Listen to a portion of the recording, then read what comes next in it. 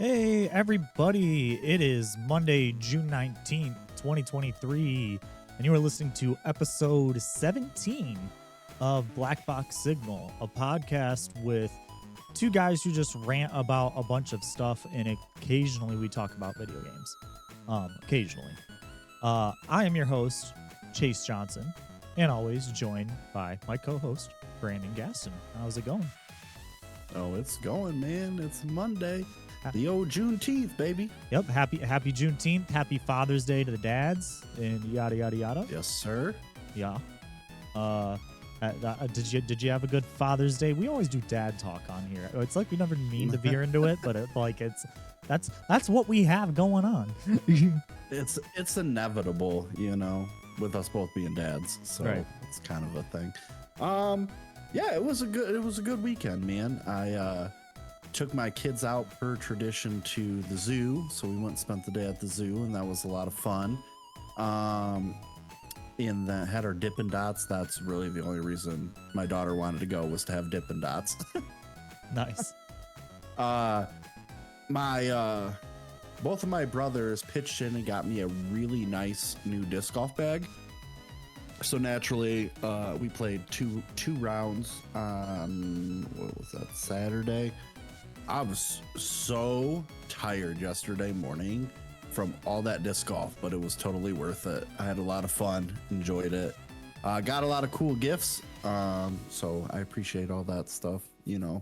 I never really expect much for myself on Father's Day or my birthday or whatever, but the kids and stuff, they always come through. They like doing it, so I appreciate them and love them very much. What about you? Did you have a good Father's Day / birthday weekend? Yes. My birthday was on Father's Day this year. It always kind of falls on that week, but depending on what day of the year it's on, sometimes it's on Father's Day. It was good. Just vegged out, ate some good food, had some steak, had some French toast in the morning. Except I had to make it. My wife offered to make it, but I was the only one in the house that was going to eat it, and I was like, well, if I'm the only one that's going to eat it, I might as well just make it. Like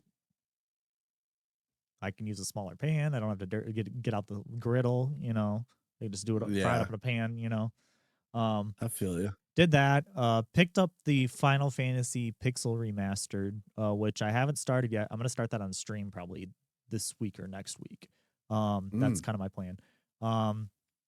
But yeah, other than that, didn't really do a whole lot.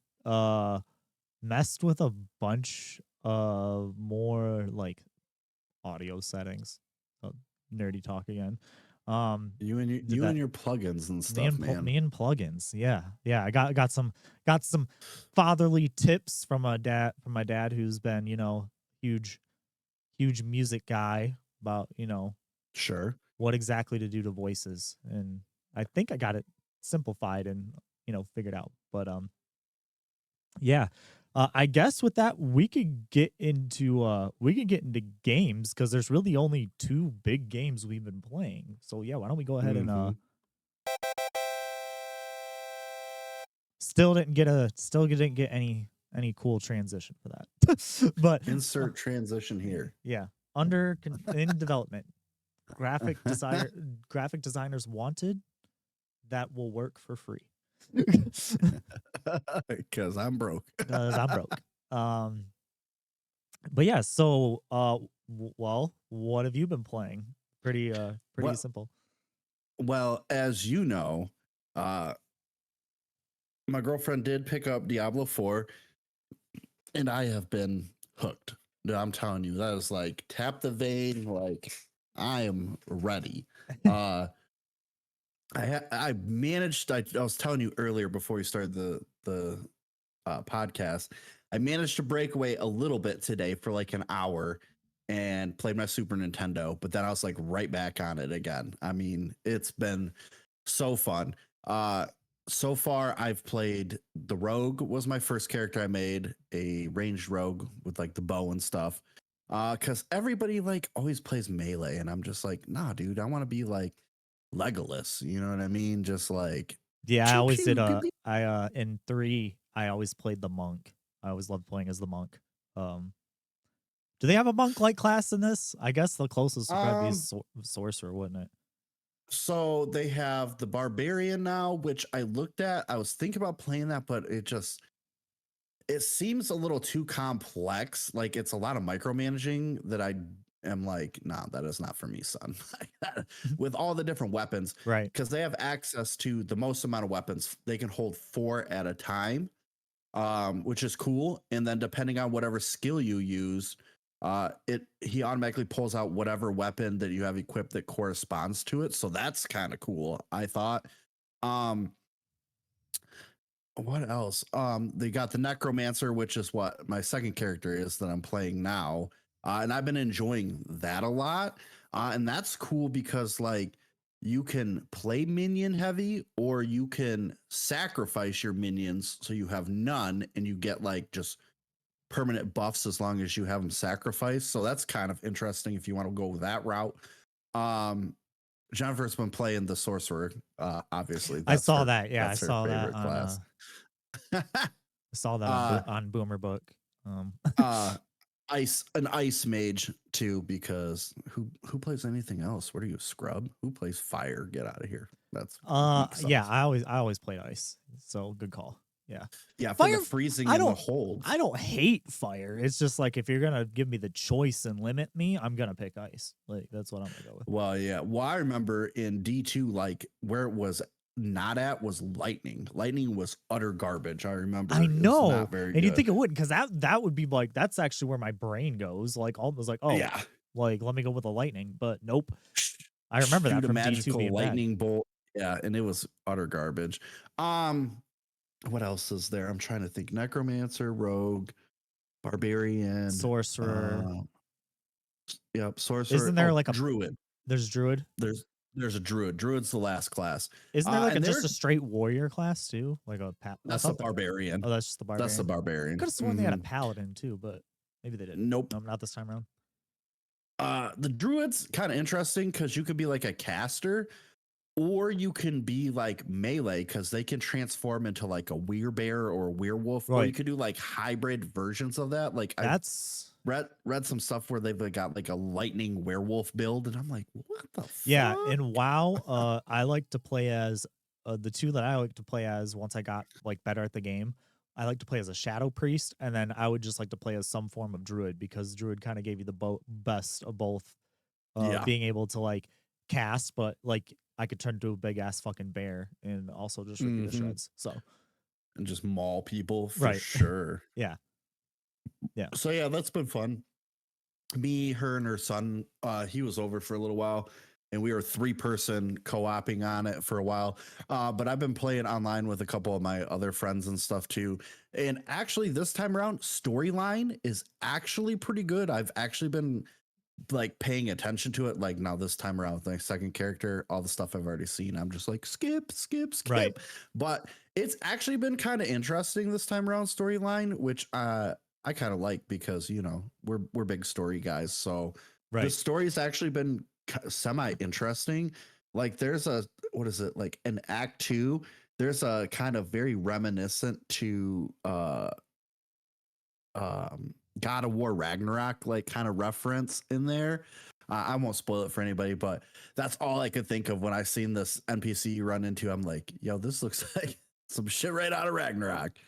Uh, but yeah, it's been super cool. It's super fun. I encourage anybody that maybe hasn't played a dungeon crawler like that before to try it. Or if you do like dungeon crawlers, it's definitely like right in your wheelhouse sort of a deal. Like How it's definitely is fun. so you were saying you were telling me off mic that you were playing crossplay. How's the crossplay on that? Fine. Fine. So Jennifer's son has an Xbox, and so we hooked it up on the TV behind me, and they both played on that, and then I played on my PlayStation on my setup, and it worked fine.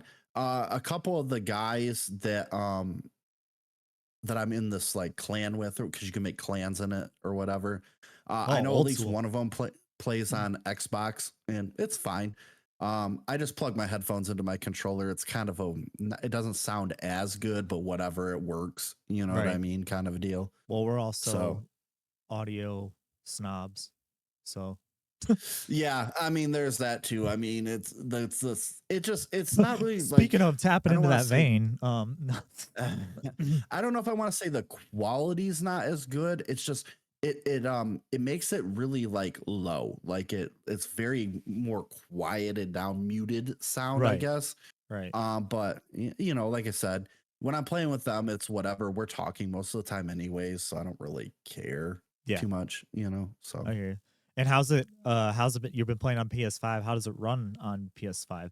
Are you playing on like have you um tried like a graphics mode versus a performance mode? Is there I don't I think always they try have a I always try setting both like modes that. out just to see, but I don't know if they do or not have that. I it don't might really not. mess with it I don't too know. much. I wouldn't think that Diablo would need something like that with the type of game that it is. So, Right. I would have to check. The only thing I really messed with was like in the options setting, you can like there's an option to turn on like your advanced tooltip, which okay. is super nice because like when you're trying to compare items, having the advanced tooltip on really helps in showing you what you're gaining and what you're losing between the two items. And that's really about it that I've messed with.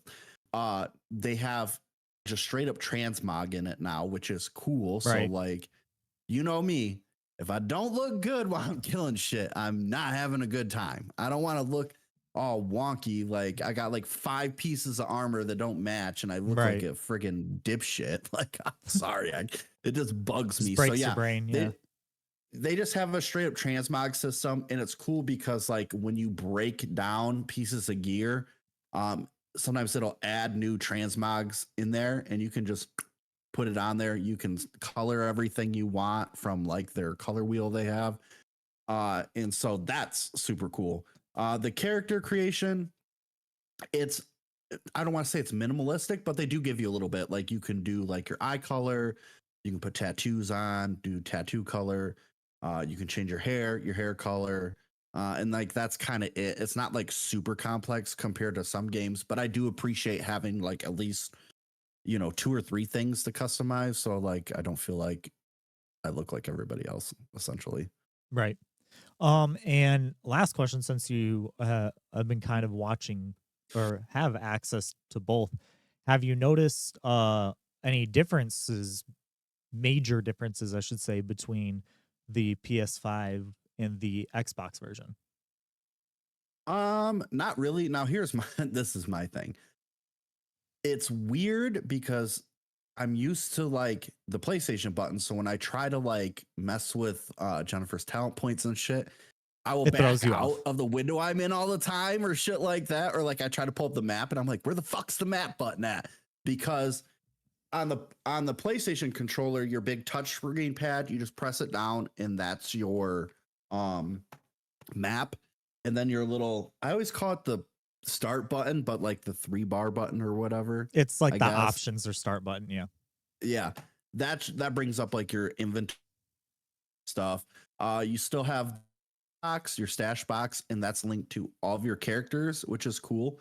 And then the one of the new additions is they have these like statues of Lilith that you can find, and if you interact with it, it gives you a permanent stat bonus that supposedly goes across all of your characters on your account.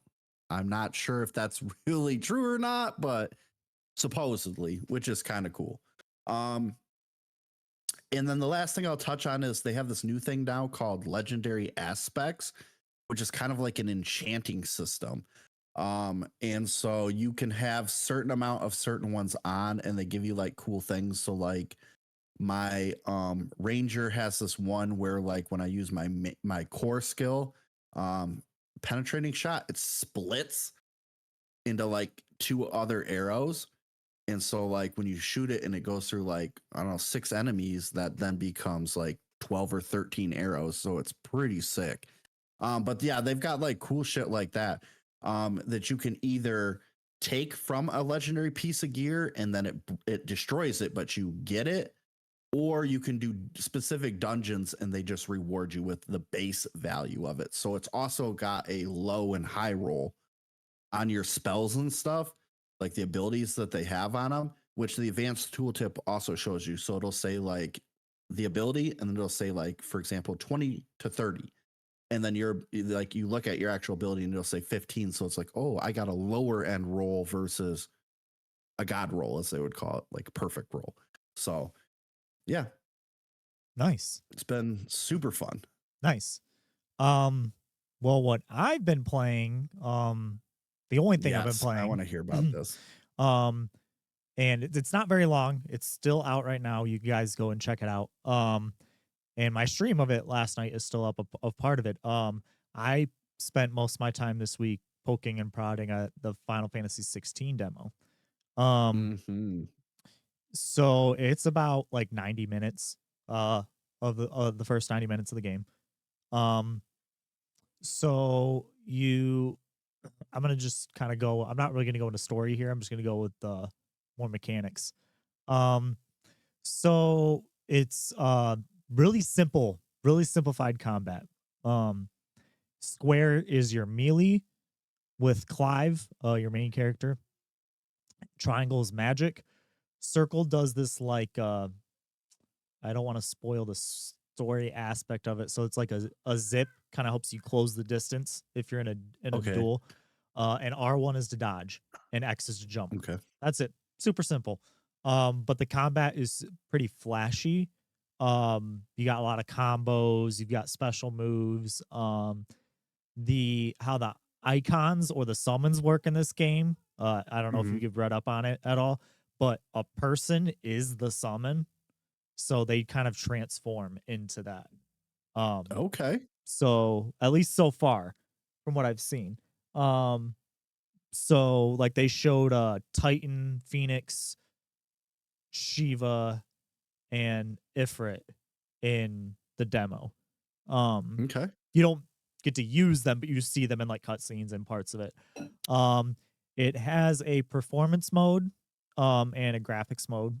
Graphics is 4K 30. Performance mode is 1080p and tries to keep it at 60. Um, this isn't I'm necessarily. assuming you went for the performance mode. I did go by the performance mode, but I did notice that in some areas where there was in like one of the big castle keeps in one of the scenes, because there's a lot of people around, it was Mm-hmm. probably dip into closer to like 45. Okay. So there was some dips. I'm hoping that with the day one patch, it'll probably smooth a lot of that out. I'm hoping that they Mm-hmm. also allow the option to get rid of motion blur, because I think motion blur would help alleviate some of the frame rate. I usually shut that Sure. off in most games too when it blurs when you turn. Yeah. Mm-hmm. Some games it's okay, but in a lot of games I shut it off. So I think that might help. So hopefully that'll be something with the day one patch. That's a little thing that I noticed, though, that it was like, oh, okay. But that's also, these consoles are not shipping as powerful as they used to. So we could go get into that whole debate. But it wasn't horrible. It wasn't dipping to like, below 30. And the 30, it looked fine. Fine. The graphics mode, it was locked at 30 frames. So there were no dips Mm-hmm. because it was already locked at 30. But looks nice, plays really nice. The story is real fucking dark already.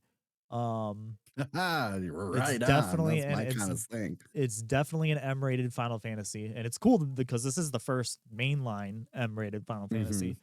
Um, it the voice acting, at least definitely compared to like Strangers of Paradise, so what I have been playing, the voice acting's a lot better.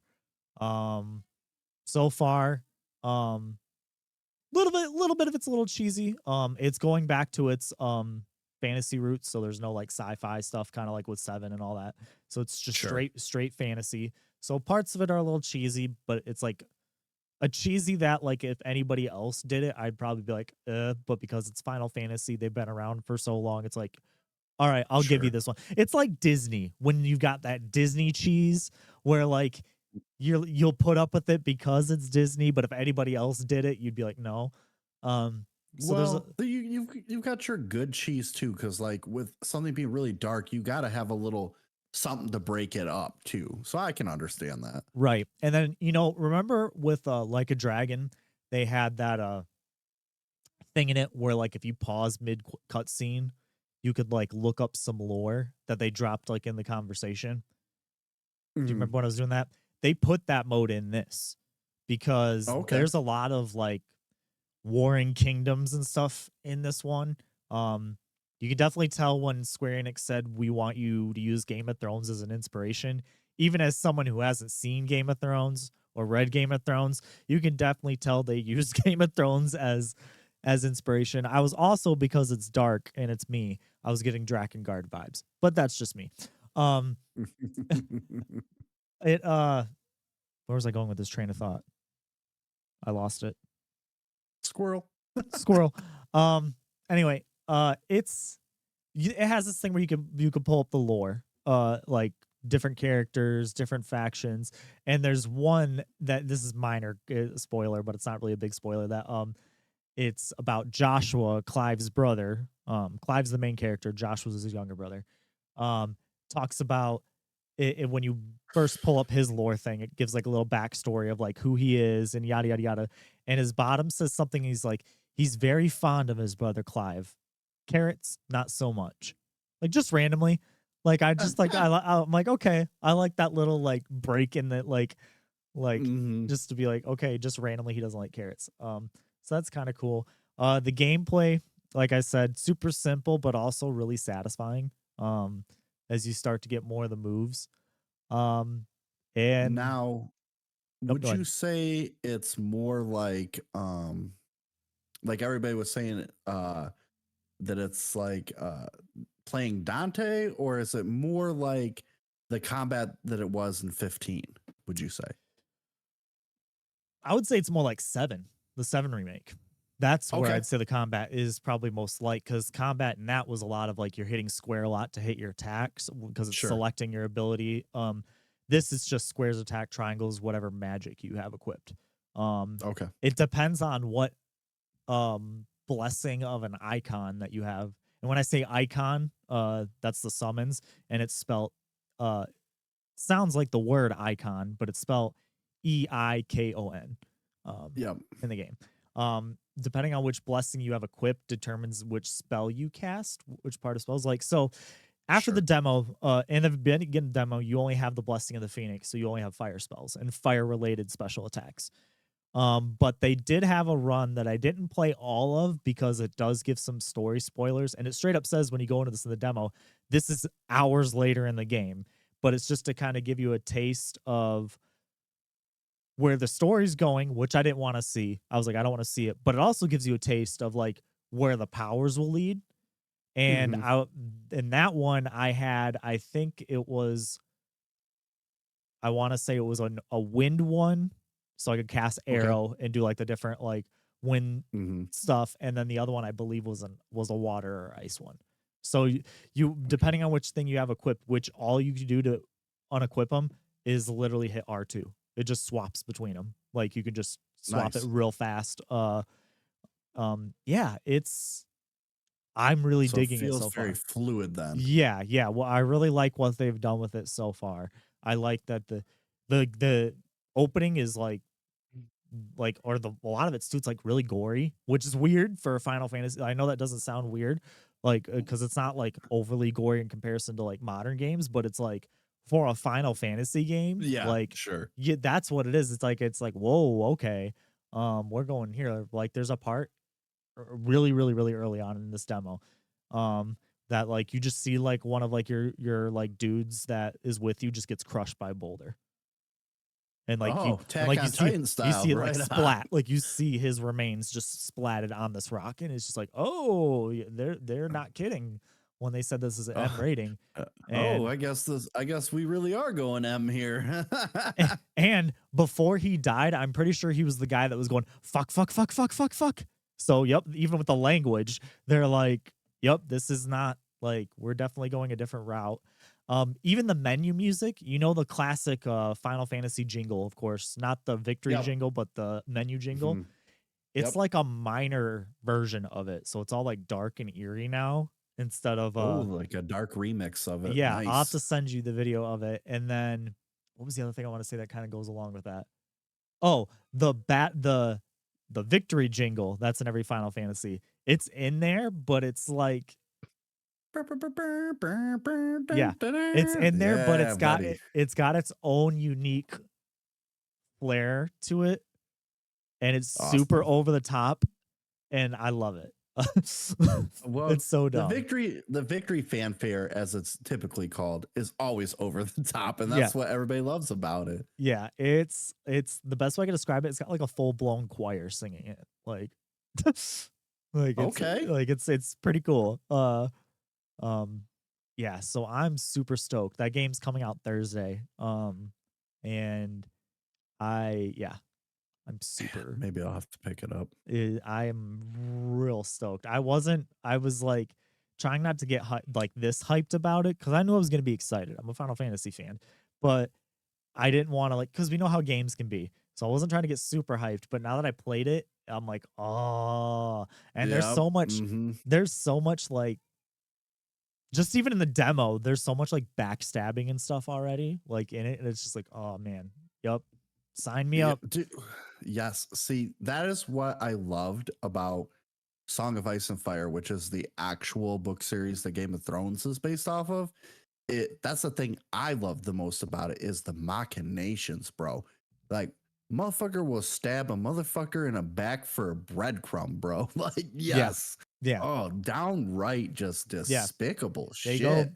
They go there. They go there right in this demo. They do not shy from like ripping the band-aid off and being like, okay, there's death, there's warring kingdoms, there's people that are like jockeying for political position and do not care who they throw on under the bus to get there, whether it's family, friend, Mm-hmm. or whoever, to get to where they need to get to.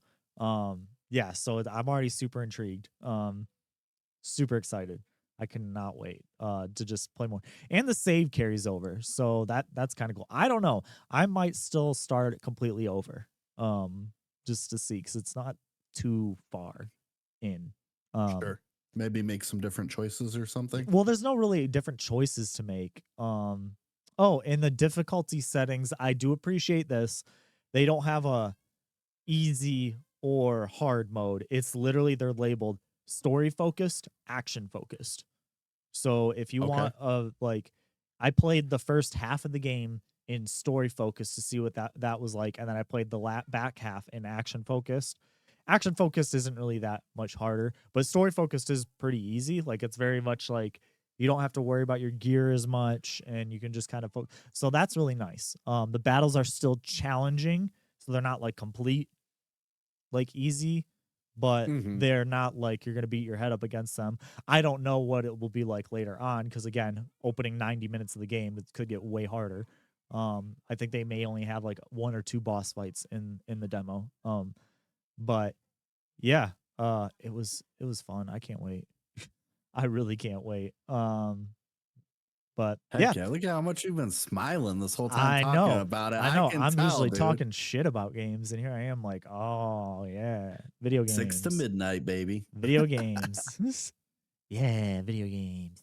That's the Um, problem though. We have so many good titles all coming out like in the same realm that like my brain is spinning, so dude. I have a separate note out of our Google Doc, just in my like phone notes. Because I'm trying to keep track, because I got a little bit of Father's Day and birthday money. And I got, a stack of trades ready to go into GameStop. And then I have actually through our work, I got $100 GameStop gift card waiting for me. So Nice. I'm trying to plan out like, okay, what am I gonna nab this year between now and like let's say November? Because once we get to October, November area, that's like okay, the rest I can kind of put on a Christmas list. Um, but like what am I gonna get between now and then? And I'm like Mortal Kombat, Armored Core, Lies of P, and then Spider-Man are like the big releases that I care about between now and Christmas. Um, maybe okay, this is a big maybe because it's cheap. It's only $50. Assassin's Creed Mirage. We'll get into it here. Actually, we're just gonna get into the new. We're gonna have to get into the news because that's like the first thing, uh, kind of on that list. But yeah, we'll just do it. We're gonna get into the news. All right, y'all. Okay, so last week, we kind of ended midway with the Summer Games Fest stuff. The last two big events were Ubisoft and Capcom. And I'm actually gonna jump ahead to Capcom first because that was the one that had a whole lot of nothing. Um, they showed again Kunitsugami Path of the Goddess, which was shown off at the Xbox showcase. They showed the Mega Man X Dive offline version because that game's going offline. Showed a bunch of ads for Street Fighter 6 and some characters that are coming. They showed off the Resident Evil 4 PSVR 2 mode. They showed off Pragmata again, which we haven't seen in a while. And they basically said in the trailer, it was kind of crossed off. It said winter 2022 X thrown through it, summer 2023 X thrown through it, and then a bunch of question marks on a sticky note on like in the trailer. So it was just like, yeah, we're still working on it, but we have no idea when it's gonna come out. That was kind of like the big one. And then the only other thing that they showed was like the Apollo Justice trilogy, which is coming in early 2024. It's going to be Apollo Justice Ace Attorney, Phoenix Wright Ace Attorney, Dual Destinies, and Spirit of Justice. Which I've always been a huge Phoenix Wright fan. They're definitely fun to play like in a handheld. So that was cool to see. Other than that, nothing from Capcom. And I don't know what. After looking, you probably didn't even watch anything from this. Oh, Dragon's Dogma 2. That was the big one for me too. Dragon's Dogma 2 was Okay. good. But other than that, there wasn't a whole lot. No, it doesn't sound like it. Yeah, and friend of the show, my buddy Zach brought up that and he brought up an excellent point. They shipped Resident Evil Remake this year and Street Fighter this year.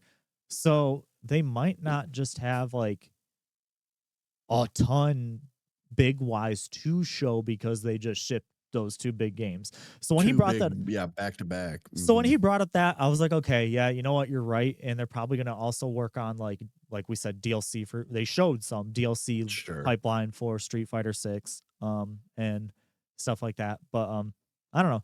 What did you think looking at that list though? Was there anything that jumped out at you or I mean, not really. I mean, like we were just saying, they basically gave the 1-2 whammy punch with the Resident Evil 4 remake and Street Fighter 6. So again, you bringing that up, that makes me really think like, yeah, I mean, they probably don't have a whole lot else the to only show. the only thing that I was thinking about just because it did really well was when are we gonna get like a follow-up to Monster Hunter World? Like we've gotten like the Mm, traditional Monster Hunter follow-ups like Rise and stuff like that, but Monster Hunter World was kind of like the first one of its kind that was kind of different than all the other Monster Hunters. that's a good question. I mean, Monster Hunter World had a bunch of DLC to it. They had Right. Iceborne, all Because that it's the stuff. most popular Monster Hunter. It did so well for them. That Um, Capcom was actually in a real rough spot until that game launched. and I loved it. And I have Rise on my laptop that I play with Slick a lot. And they're fun. So yeah, I don't know. I mean, maybe because they did Rise and I think they just released not too long ago. I'm pretty sure it's their final DLC for Rise. So Okay. that's probably why, because they've been Working on churning out Rise. steady content for Rise. And they said that when Um, they launched Monster Hunter World for the more traditional Monster Hunter fans, that they were going to continue with like games like Rise and stuff like that to be the more traditional mhm. Monster Hunter. But it just seems like it's been a while since we've Yeah, gotten anything in the vein of World.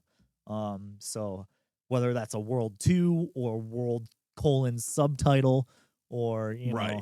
what are we going to I would get, like I would like to see some more because those games are freaking. If you've never played a Monster Hunter game, y'all are missing out because they are super fun. Yeah. Yeah.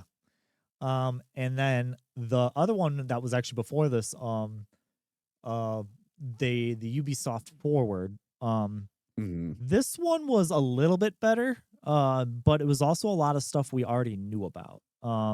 They showed Just Dance 2024, big shocker. They come out with a Just Dance every year. Um, Yeah. they showed the Avatar. We'll wait on that one. We'll wait on the Avatar game because I got some thoughts. They said Skull and Bones is still a thing. I feel like we've been talking about that on this podcast about how Skull and Bones is still a thing, guys. It Um, still is. It's on a yeah, milk carton. yeah. But Oh, so they showed off a trailer for that. That's literally just that pirate game. They showed a new version, the Crew Motorfest, and it actually looked good. This is the first time I'm gonna say any Crew product looked like it looked very similar to like a Forza. Which if you can chase that coattail, okay. you're in good shape because the driving games that people tend to like now are Gran Turismo and Forza. So if you're kind of Hmm. in the conversation and you're not in the same conversation as like Need for Speed or Right. something like, because Need for Speed is kind of like on the other end of the spectrum where they're trying to figure out what the fuck to do with that franchise. That thing's on life support. Every time they put out a new one, it's just like yikes. So if they can go a little bit more in that direction, show some props. It looks great. It looks fucking phenomenal. Driving games always look great. Um, they showed more of Prince of Persia, which just looks fucking killer. Um, the art style looks good.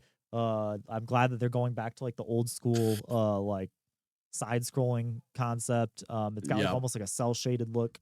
Um, X Defiant looks like they're just trying to make a Call of Duty.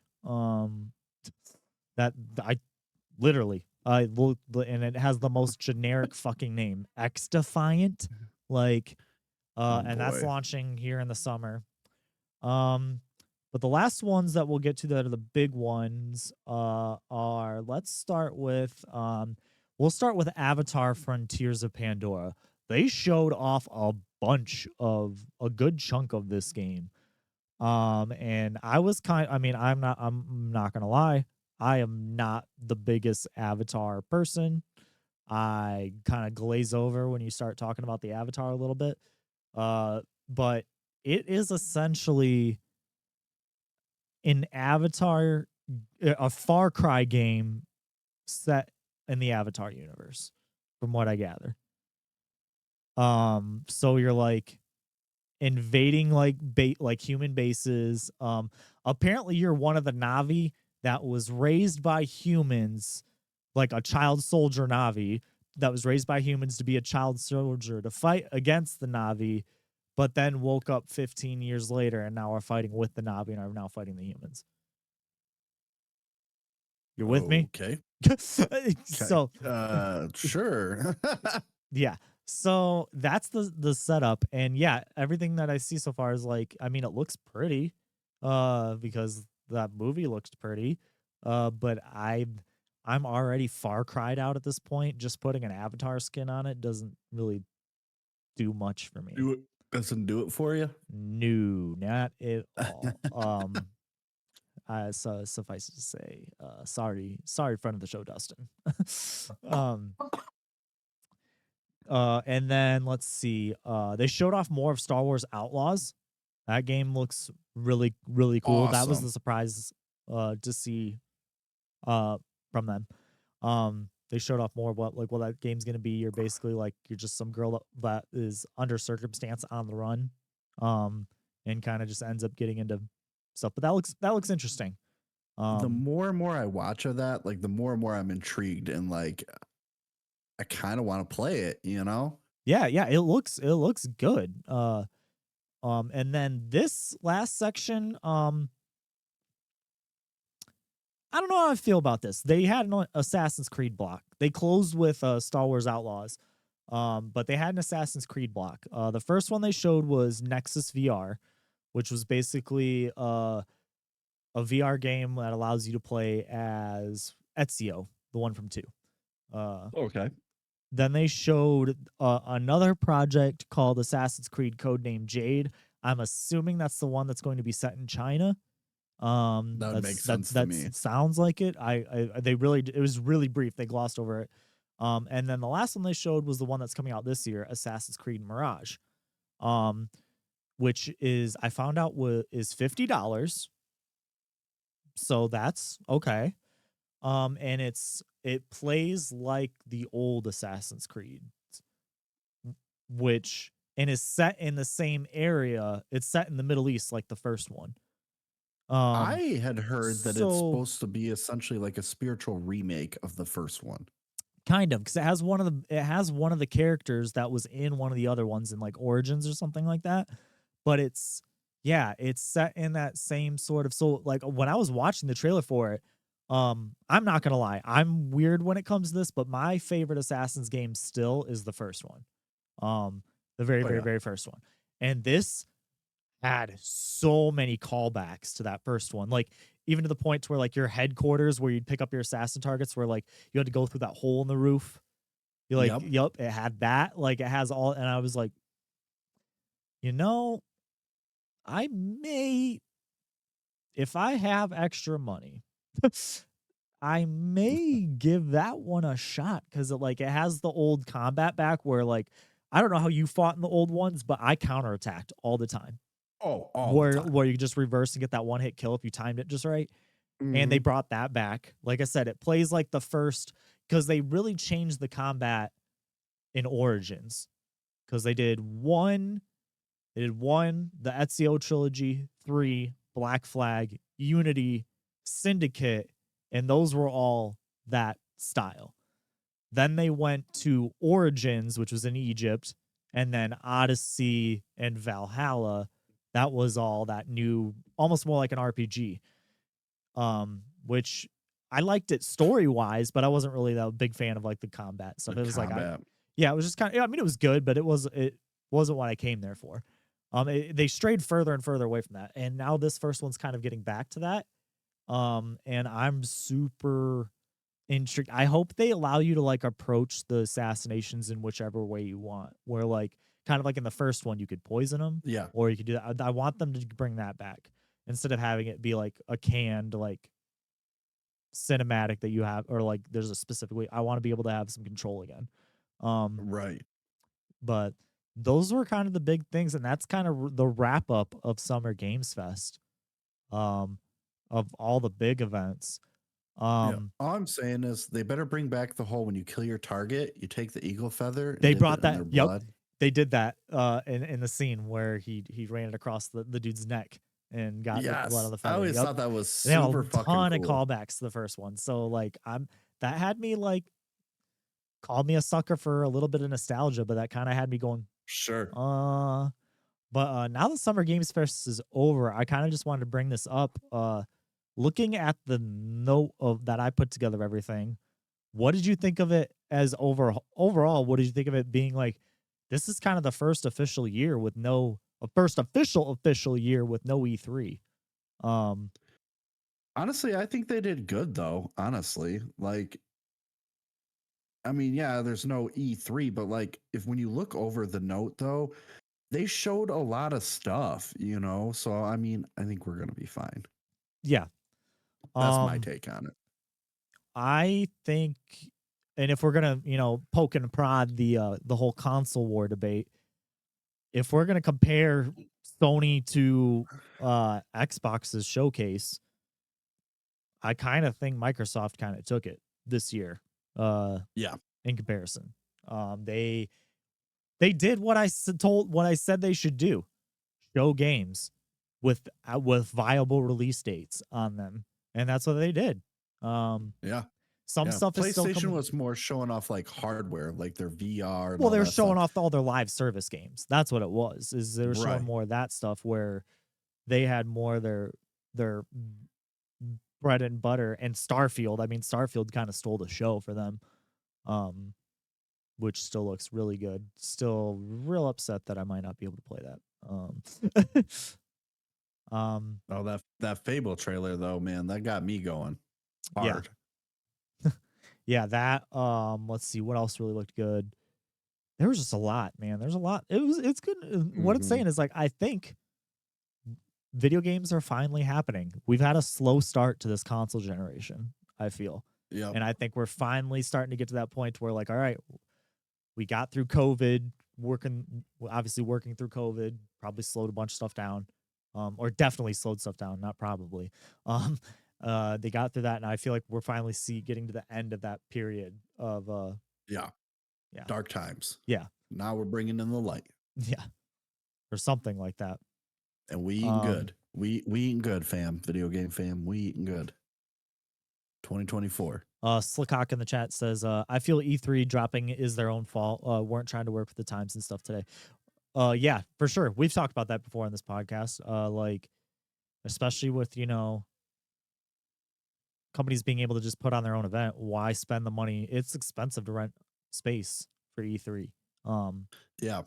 so to commit to that show every year when you could just fart out, I mean, no offense, fart out a live stream in Yep. a few minutes that you can Probably curate, control the message, um probably save like 80 to 90% of your budget doing that too. I right, mean, not having to build like a demo build specifically for E3. Because I know that's a huge thing every year for people too that I hear on the inside is like whenever E3 came around, they had to pull staff that was working from the game on the game off to cut a slice of that game out and kind of get it up to snuff for demo. Like, so you're taking those resources off of that to devote time to just make a 30-second demo that's going to be on a trade show when you could just make a trailer and make a live stream and continue to work mhm, on it. I get it. makes more sense to me. Yeah. All right, so now getting into the news proper. Um this first one comes from IGN, and kind of speaking of Starfield, Bethesda's Todd Howard confirmed Starfield's performance and frame rate on Xbox Series X and S. Starfield will run at 30 frames per second on both the X and the S. Um, Okay. I think it'll come as no surprise given our previous games what we go for, Howard said. Always these huge open worlds, fully dynamic, hyper detail, where everything can happen. And we want to do that. It's 4K in the X, it's 1440 on the S. We do lock it at 30 because we want that fidelity and we want all that stuff. We don't want to sacrifice any of it. Fortunately, in this one, we've got it running great. It's often running way above that sometimes. It's 60, but on the consoles, we do lock it because we prefer consistency where you're even not thinking about it. So what it looks like they're saying is on PC, they've been able to get it up to 30, but on the consoles, they just haven't been able to get it or up to 60, but they can't do it. I don't know. What do you think of, I know we try not to be frame rate snobs, but we're a little bit of frame rate snobs. What do you think of Starfield running at even the highest version on the X, running at 30 frames? Um, I mean, I like my 60 frames a second. I'm not even gonna shy away from that. Right. But um, I mean, it makes sense. I mean, he has some points, right? It's a huge dynamic game. There's a lot going on, and trying to push it to be running 60 plus frames consistently all the time on the limited hardware that a console has. Um, he doesn't want to give up that experience. That's why they want to Right. lock it in at the 30. He said.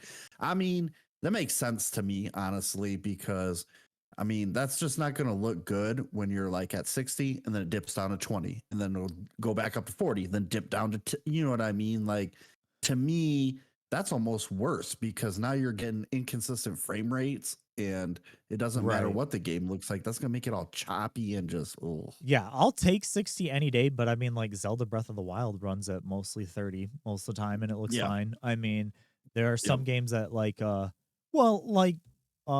when we played on the PS4, me and you loved the Final Fantasy VII remake. When it was on PS4, it was at 30 because of hmm, how big that game is. And with how big it is, it doesn't surprise me. I think it also speaks to, we were kind of alluding to it before the podcast. I was kind of talking about it. I think it kind of addresses the elephant in the room that the consoles aren't making these big leaps like they used to. It used to yeah, be, you know, consoles would leap 2 or 3 generations ahead of PC, and then PC would catch up, and then console would leap again. Now it's more the other way around, console struggling to keep up with PC. And now that they're trying to hit these PC targets for these people that have these ridiculous rigs, they can't also then hit those same targets on consoles, so they have to make compromises somewhere. Yep. It's just the nature of the beast. And we've already kind of said this knee-jerk reaction. Nobody wants like a PS5 Pro or an Xbox Series X Pro yet. Like this generation No. just feels like I said, it's kicking off. And so that's the only other option is to go down that road. I think Slickock in the chat. I fully anticipate the usual Bethesda bugs, even locked at 30 frames per second, which is always its own fun times.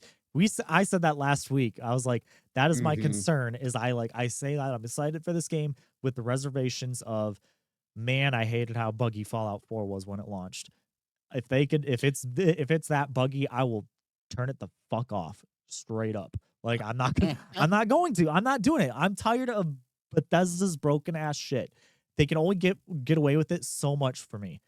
With me, like it's like at some point I don't want you to make a bigger world. I want you to make the same size world and have it run smoothly. That's what I want you to do.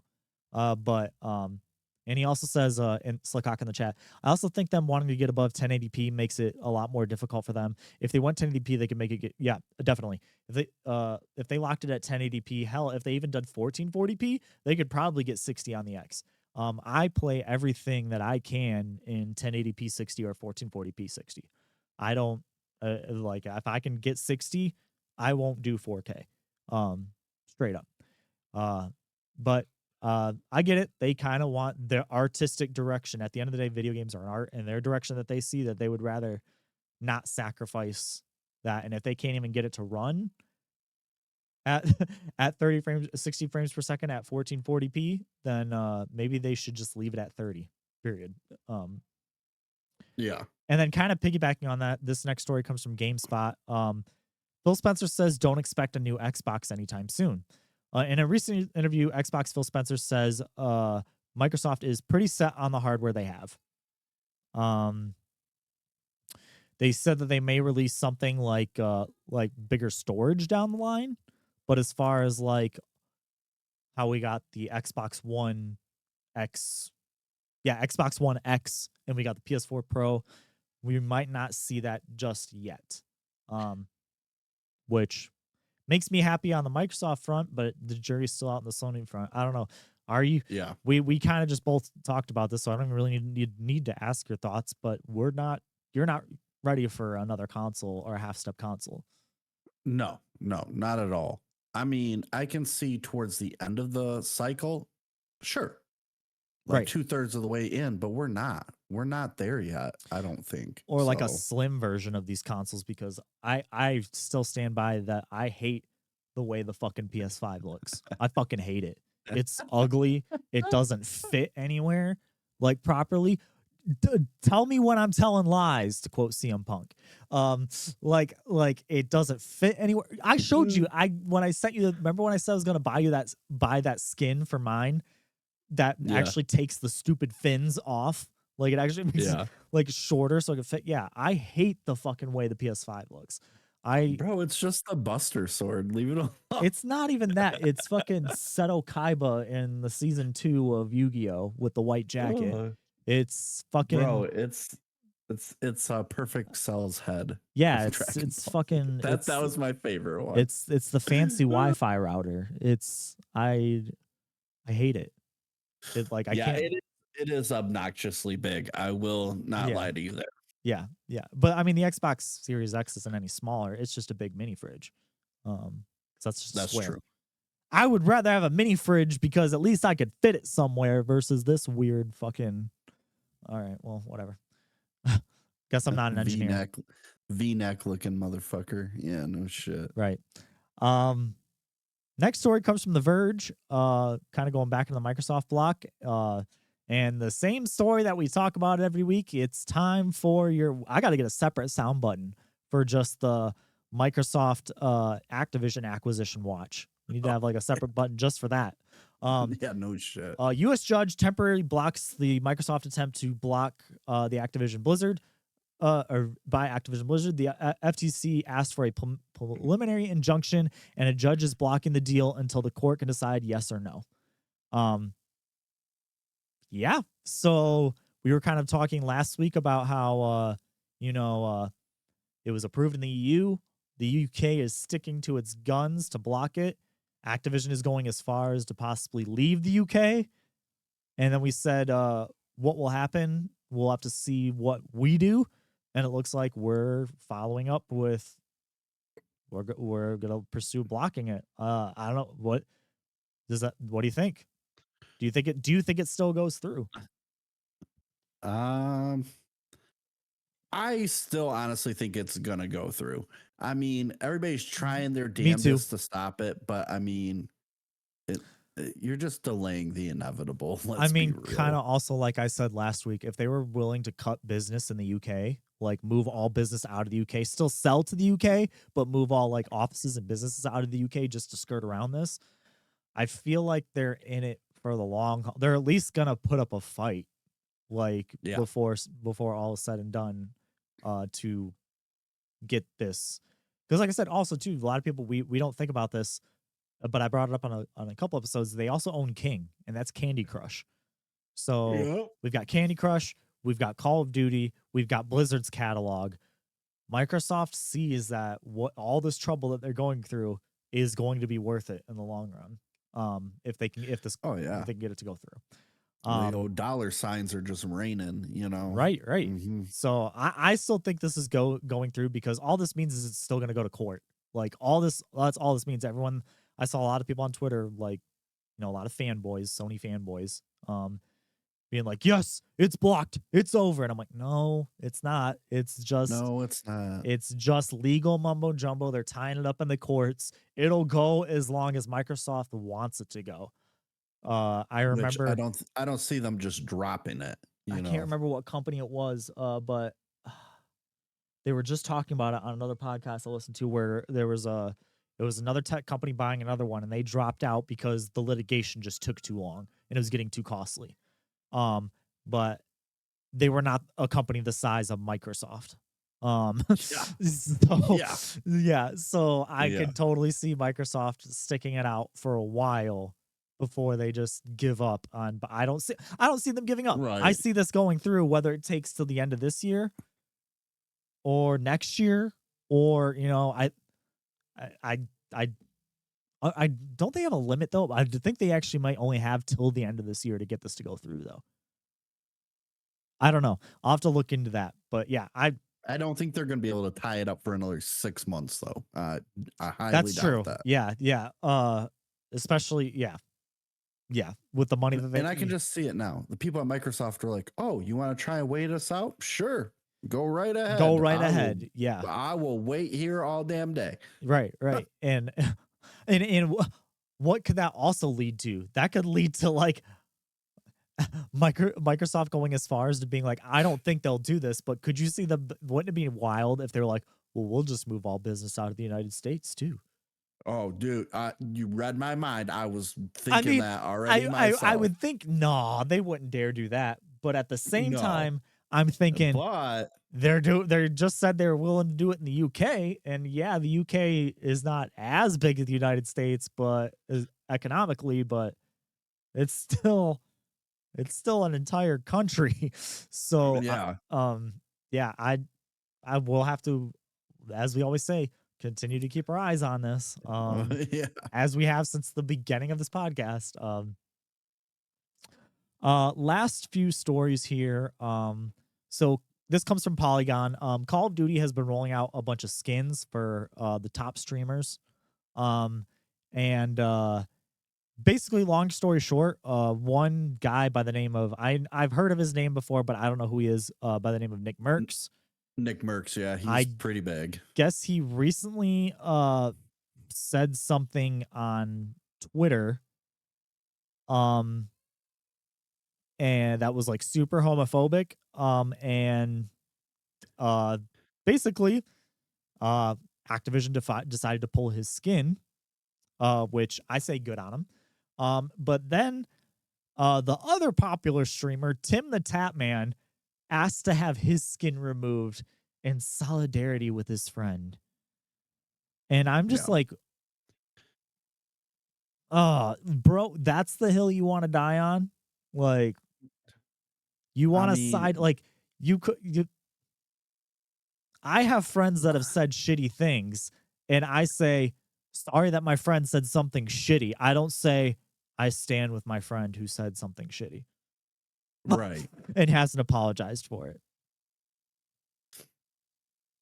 Yeah. I'm with you there, but on the flip side, like, and I don't condone anything, just a precursor, but Tim the Tatman and Nick Merckx make a lot of content together. Like, that's basically his revenue in a sense. Nick Merckx Right. is part of Tim Tatman's revenue, and vice versa for Nick Merckx. So you basically going against you from like a business standpoint, like I can kind of see it, but at the same time, no, because you wanting your stuff removed because he got his removed for saying some dumb shit. You're gonna lose fan base there Right. too. So It's now either you're gonna way, get now you got yeah. guilt by association because people are gonna start, they're already assuming that this Nick Merckx guy is homophobic. Okay. So now Mhm. with you leaving in solidarity, everybody's gonna automatically assume that you're homophobic. Like, Yep. even if you're not, that's gonna happen. Um, while Merckx has the right to say what he wants and Tim has the right to stand with his friend, Activision has a right to withdraw their support. Exactly. So, Yep. Activision, just like everybody has the right to say what they want and do that, Activision has the right to say, hey, we don't want to do business with people like that. Like, Yep. whatever. I say good on them. It's like the one time that that we've said since we started this podcast that Activision did something decent. Um, like, last three here. This comes from I had to go from Xfire because it originally comes from Games Market, which is a German publication. But it looks like I don't know what they're doing, but it looks like Sony is skipping Gamescom, which if you don't know what Gamescom is the other really big convention that is always kind of at the end of the summer. That's in Cologne, Mhm. Germany. And they're skipping it, much like they kind of skipped this summer Game Fest window and have been skipping E3s. I don't know. What do you think about that? Sony continuing to skip E- out.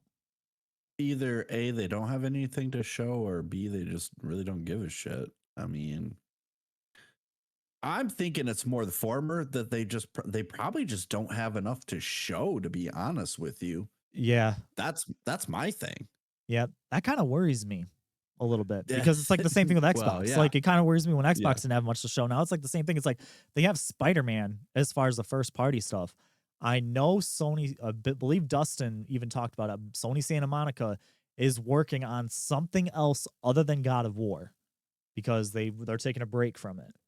Um, Yeah. uh, the Last of Us multiplayer game, we already talked about that an episode or two back about how that's kind of just gone radio silent. Um, I don't know, man. Like, I just they're skipping all these events. I mean, I know that's like Nintendo does the same thing, and it's not that big of a deal. But it just seems like you're handing everybody else the ball here and letting them kind of run with it. Yeah. I don't know. Um, It does. It is worrisome because you don't know what, like, it makes you wonder, like, what's going on in the back. You know what yeah, I mean? or like and they've been doing this for like the last few years, so it's not like, oh, they're going under. No, it's nothing like that. It's just like what do they got on the pipeline? Like what is their marketing strategy going forward? Is it gonna be like a ton of fucking live service games, or are we gonna still get some of like the big games that we expect to see? And like are we still gonna get the indie support? I don't know. Next one comes from Polygon. We kind of talked about that I think it was last week's episode, that Embracer Group acquisition. They had that mysterious $2 billion deal that fell through, that we were like, oh, I wonder what that deal was. Well, Mhm. gaming mega publisher Embracer to close studio and cancel games after $2 billion deal crumbles. And Embracer Group, and it's so funny on Twitter, they say they are undergoing restructuring, but Embracer Group has close to 17,000 employees over more than 100 studios, many of which were acquired over the past few years. And yeah, they're basically coming out, like the CEO basically came out and was like, yeah, we're gonna be laying a bunch of people off. Well, yeah, that's Because what that, restructuring is, yeah, sir. because this Code big deal, word this big for deal fell through. go work somewhere else. And honestly, from everything, when I was digging up a little bit from from multiple articles, I mean, they've just been buying up things left and right. They've been buying up. They own the rights to Tomb Raider, the video game rights to Lord of the Rings. They own the studio Crystal Dynamics, which is who makes Tomb Raider. But it just seems like they bought and you know, I didn't hear this. I heard this also on other podcasts, but like they talk about, it's like they bought all these other studios and didn't consolidate anything. So like they bought all these things, and all these studios still have like their own HR department. So instead of having like one that's underneath like umbrella like umbrella wide, so it's like, as a fucked up way as it sounds, like it's like layoffs that probably should have happened already. Like when they bought all these other companies, but they like everybody, from what I hear, it's like everybody that works for Embracer or under a studio that is under Embracer is just like, I don't know what the fuck's happening. Like they bought us and nothing has changed, and we just kind of keep going as usual, and we haven't heard if there's any plan to do anything. Seems like it's very haphazardly Right. strewn And together. I know they have like a lot of Saudi money in there that's just getting like pumped in there. That, you know, the Saudis are just like investing in everything at this point. And it's just like, what are they doing? That's my big question. And how do you have to like lay off that many people though? Like just because a deal fell through? Well, clearly they're asking the same question you were. What are we even doing? Yeah, like what are we even doing? And last story kind of deals a lot with us streamers here. And we can get into this. Twitch is introducing a new Partner Plus program. And reintroducing their 70-30 split. If you kind of get, and this has been all over the place, I'm pulling a lot of this out of The Verge right now. You have to have 350 subs and maintain that for 3 months, is what it said. And do keep in mind that they have to be regular subs, not gifted subs or Prime subs. Correct. And you have to have that for 3 months, and you only get 70-30 on your first $100,000 you make. Once you go above $100,000, it drops back down to 50-50. And Twitch still takes a cut, even though your gifted subs and your Prime subs don't count to get that. They still take a cut of those naturally. I'll let you say a little bit of what you think first. What do you think of it? It's hard. Like I don't really know what to say, because like, do I feel like it's a step in the right direction? Possibly, but I mean,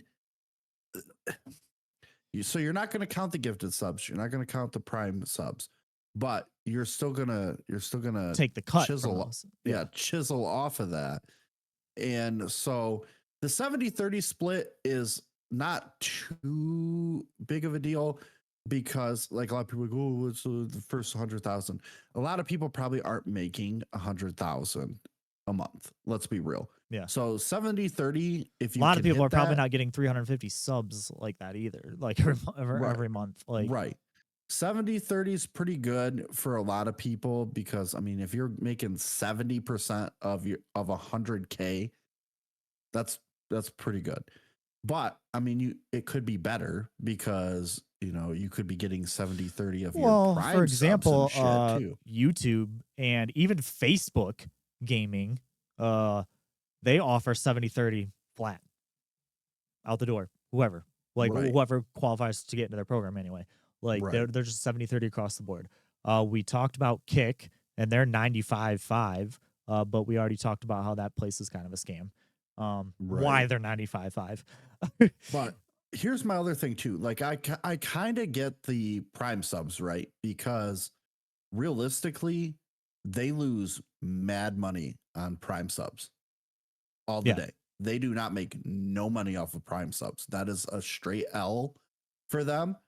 right. Uh from a business standpoint, at least, I can understand that. But like gifted subs, like that's kind of BS because but at Yeah. the same time, I get it because they kind of in a wonky way, I guess their logic is they want you to make it on your own merit versus like, oh, I've got two actual viewers that just give me 50 gifted subs. You know what I mean? Like, I I guess could I could I could see kind of that see if that, we I didn't just guess. I could see that if we didn't just have the story last week about like Twitch trying to like dip into your own sponsorships and make it so you can't run them. And Right. so at the same time it's like no, Twitch is trying to make also they're trying to make you make money off of your merit while last week Twitch was trying to also make money off of your merit.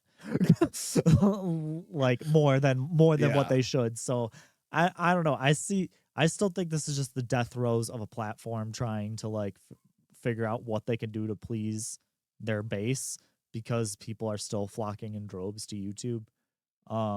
So But realistically, though, like we've talked about, though, like even though Twitch feels like it's bleeding money left and right, like it's hemorrhaging, they still are the premier platform. yeah, They they're have the still best the number one. layout, the They don't best chat experience, all that stuff. they literally make Amazon no money and yet is still the number one streaming platform Yep. somehow. Uh which is why, they're trying to do all these things to make money. But I just think none of them are working. Like, and maybe Twitch doesn't have the money to give 70-30 because if Amazon's the one pretty much, you know, piecing out the pie at this point, and they're looking at this is how much money we're giving to Twitch, we don't have the money to give 70-30 to Yeah. everybody. Twitch, from a lot of the investor meeting that I watched of it, because they actually uh had like a I stream. heard I Uh heard Elon Musk was gonna buy Twitch. oh god damn it. Well, looks like we're going over to Kick, y'all. No. um, Yeah, that'll never happen. um, but from what it sounds like is like it's like Twitch might have wanted to get more, but Amazon didn't. Is the vibe I get. Because, I could see we that. I we could we forget that Twitch at one time was its own company. yeah. So, and there's still a lot of people at Twitch that care about Twitch that want things to do, you know, be the way that it used to. But like I said, ever since Amazon got involved, it's like I feel like they're just trying to like bleed Twitch dry before they like Uh, just they're they're putting a lot of constraints on them, I feel like. You know yeah, what I mean? for sure. And it's hurting them in the long run because Twitch wants to do their thing, but because Amazon owns them, they're like, well, it's like we've talked about. I want to make this game. No, that's cool and all, but like, I think you should make a new Candy Crush game. You know what I mean? Like, I Right. feel like Yeah. that's what Amazon is doing to Twitch. Yeah. Or it's like, yeah, we could do it this way, but also you haven't made us money. Like that's the other thing too, is like that you haven't made us money. But Mhm. the flip side of that is like Twitch is like, well, we have no instruction or direction. Like as like Yeah. you like what do you want us to do? So I feel like they're kind of really caught between a rock and a hard place. Um Yeah. if I was on the Twitch, I would hate to be working for fucking Twitch right now. Like hardcore. Uh, you'd probably be looking as bald as me, bro. Yeah, for sure. Um But yeah, I guess that's all I got for the week. Are you gonna be getting back to streaming at all this week? Now that you have Diablo? Yes. That is the plan. Sometime this week. I don't have the kids, so sometime this week for sure, for sure. I will sit down and fire up a stream. I was gonna actually do it today, but then with the holiday and stuff, me and you were kind of pushing what day we were doing the Right. podcast We're back we're and never back. we're never consistent anymore. We're terrible. Um, but I mean, I get it. It's family life and stuff like that, holidays and et cetera, et cetera. But yes, for sure, sometime this week I will do a Diablo stream, but just because I want people to see, dude, how excited I am for this game because it is so fun. It is so fun. Nice. I am going to hopefully stream some Final Fantasy 16 this weekend.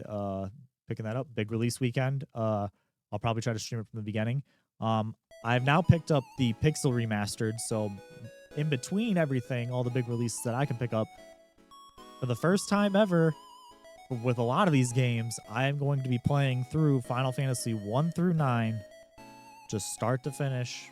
I'm not going to try to like grind or do anything like that. But I'm going to start with 1, and I'm just going to be, that's going to be kind of like my stream game when we're out of games to play. We're just going to chip away at those and have some stuff to play for a while. Everybody mark it down. Chase, the Final Fantasy fan, is going to finally be a real Final Fantasy fan. Exactly. And play the OGs. And not be a poor man that watched other people play them. But yeah. I'm generally really excited for you because I grew up playing like almost all the old ones. So I am so excited to like see you play these and like just generally like hear your thoughts of them. Yeah, man. Because yeah, so for good. Sure. So where can they find you at? You can find me on Twitch, twitch.tv/enrageme with an H at the end, or on Twitter at enrageme, also with an H at the end. You can find me on Twitter at chasing_chase, Twitch at chasing at /chasing chase TV. You can follow us on Twitter and wow, I can't talk today. On Twitter and YouTube at _Black Box Signal. You can follow us on Twitch at /Black Box Signal. We're on Spotify. We're everywhere. We're pretty much just everywhere now. And you can email us at blackboxsignalpodcast@gmail.com. Until next week, we'll be seeing you. And as always, stay safe, comrades.